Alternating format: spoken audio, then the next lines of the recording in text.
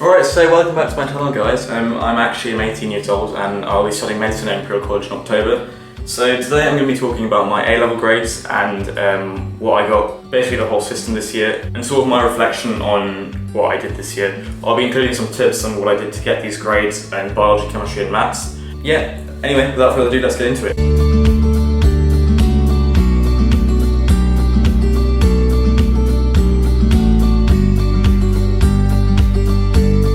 I applied for medicine this year, if you don't know, to 4 universities. So what I got on my A-levels, so I'll tell you what my predicted grades were. So I got predicted A star in biology, A star in chemistry and A star in maths. My mock exams were an A in chemistry, an A in maths and an A star in biology. So how it worked with this year was we got 2 sets of grades. We got our first set of grades from the government through the computer algorithm. We then got a second set of grades from our teacher, which were our central assessment grades. And my Imperial offer is A star AA, so I needed an A star in biology or chemistry and an A in maths.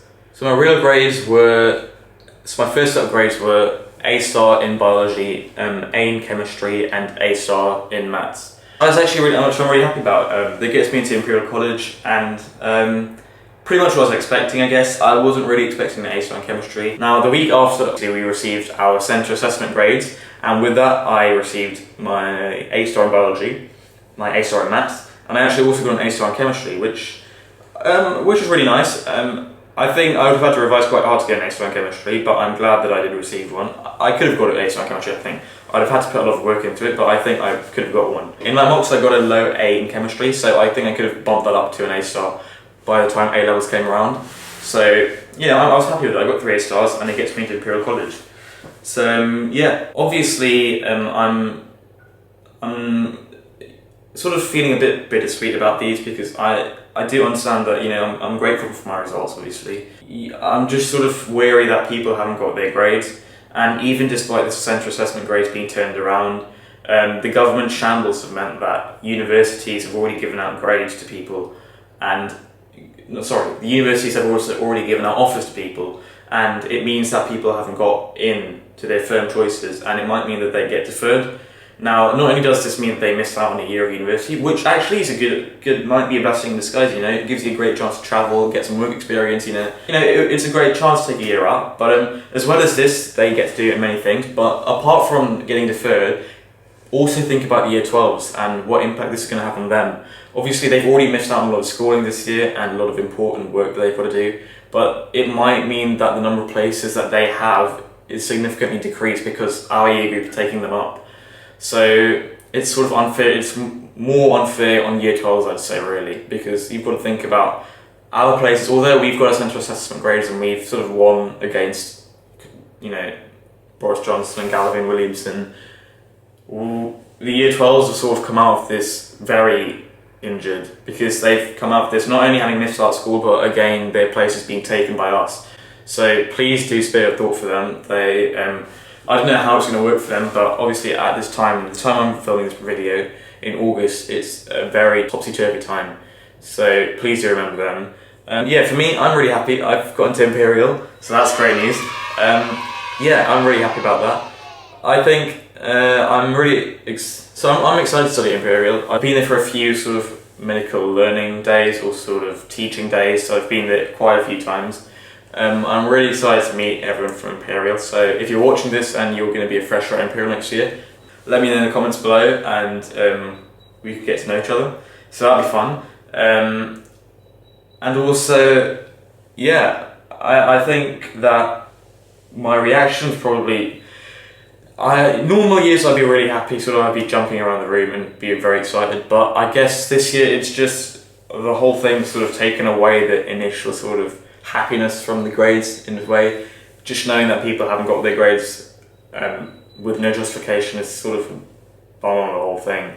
It's sort of just toned down a little bit. Anyway, I'm going to also tell you about how I got these grades and how I worked towards them at least now. Alright, so how did I get these grades? Obviously, these grades aren't the same as doing real exams. They're through teacher assessments. But I like to think that, you know, since my teachers gave me them, they thought that at least I've done enough work to justify myself an A star. So I'm going to try and A lot of these tips apply the same to all of these subjects. Biology, chemistry, and maths are very similar subjects in the sense that they're all sort of just exam answers that you give. Biology and chemistry are sort of on their own, and maths is sort of a different subject. Let me run through biology very quickly. Biology, there are very few tips I've got. The first tip is understand the context before you learn it. For those of you who know biology, human biology is very interesting. It's very fun. You know, you learn what goes inside people's bodies. It's how it works. It's very interesting, and it's pretty easy to pick up actually if you think about it. And it's pretty interesting to learn. However, A levels do contain plant biology. I remember learning about photosynthesis and thinking it was just carbon dioxide and water goes to oxygen and glucose with a bit of light and chlorophyll. It is not that. It's just not. It is this. It's just not that. So when you're learning these things, make sure you understand how they work before you learn them, because rote learning just does not comprehend with A levels. They're just different things. In A levels, you've got to really understand the content to actually know it. So I'd definitely say first at biology, understand the content before you learn it. Pretty much, I think it really only applies to biology in my A level subjects. I'd also say to do spaced out revision, so make sure you're learning stuff at the end of every day. Now this also applies to chemistry. Biology and chemistry, I definitely say revise what you've learned in the lesson when you've come home from the lesson that day. So once you've done a day's worth of learning at school or in the library, come home and revise it again. Just look over it, make some notes on it, until you've got a steady build-up of knowledge over the year, as opposed to just digesting a 500-page textbook at the end of the year, which is not going to happen. It's not going to work, frankly, because there's so much content in it and it's so difficult, and you won't be able to learn all of it within the space of 2 months. So make sure you're doing spaced out revision. I definitely recommend it.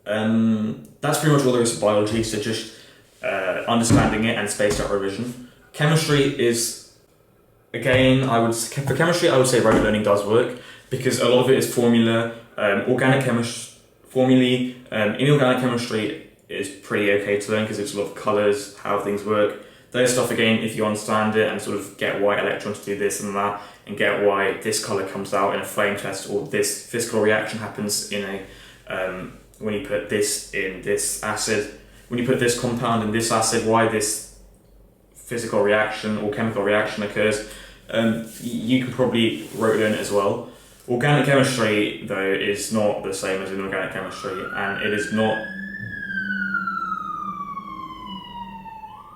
Anyway, organic chemistry is not the same as AS level, and it is not the same as GCSE. It's not just alkanes and alkenes. Organic chemistry is now turned into this art of drawing hexagons several times on a piece of paper and calling it cyclohexene, and explaining why it undergoes this synthetic reaction to form a polymer, and explaining the actual reason why it forms this polymer, and also drawing reactions to explain how you can form this compound from this compound. And again, chemistry, you certainly cannot learn all of it just before the exam. I'm begging you, do not do that.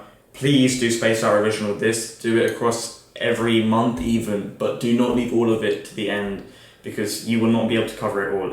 Chemistry is such a dense topic, and it's such a heavy subject at A level, that it's just so hard to get through if you leave it all for the last month, or even the last session of revision, the last holiday you get before the A levels.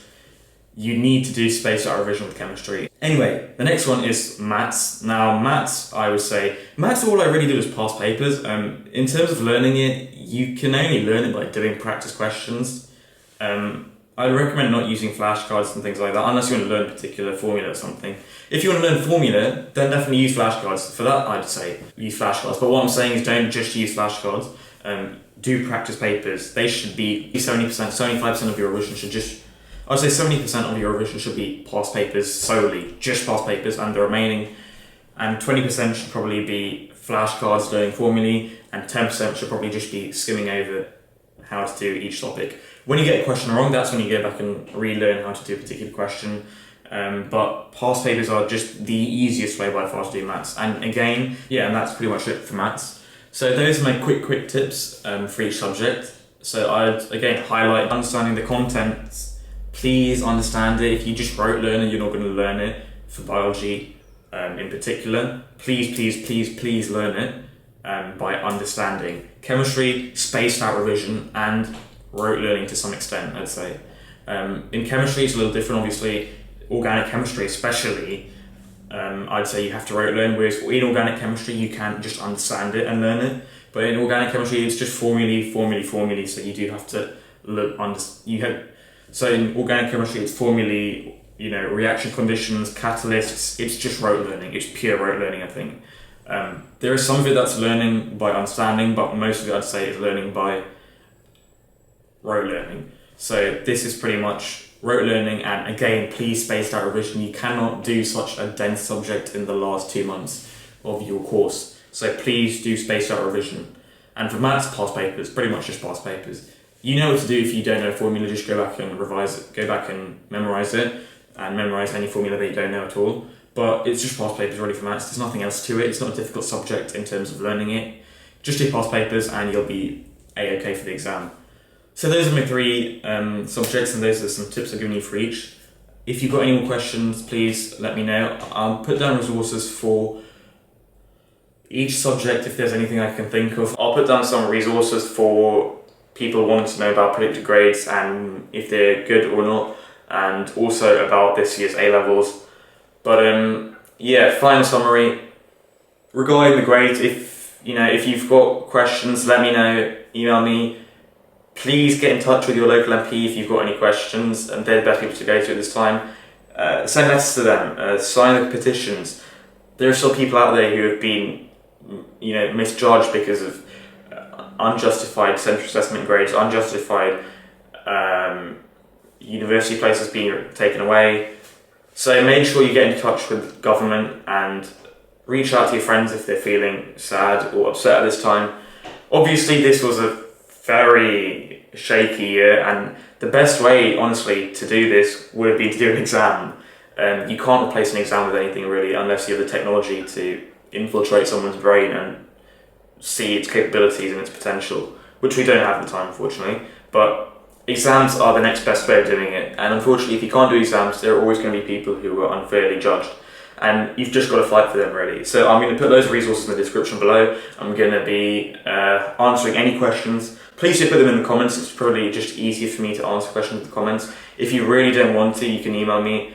I hope you guys have at least enjoyed this video. I know more and more people click these videos to see what I've got. Yeah, I'm really happy. I've got into Imperial for medicine. I'll talk more about our initial journey to medicine videos next time. Sorry about that, I just wanted to make it a little bit different today. So we'll get back to the UCAT very shortly. But yeah, if you've got any questions, let me know in the comments, email me. If you're Imperial fresher as well, just like me, let me know, email me again, put it in the comments below. It'd be really cool to meet some of you, nice and early on.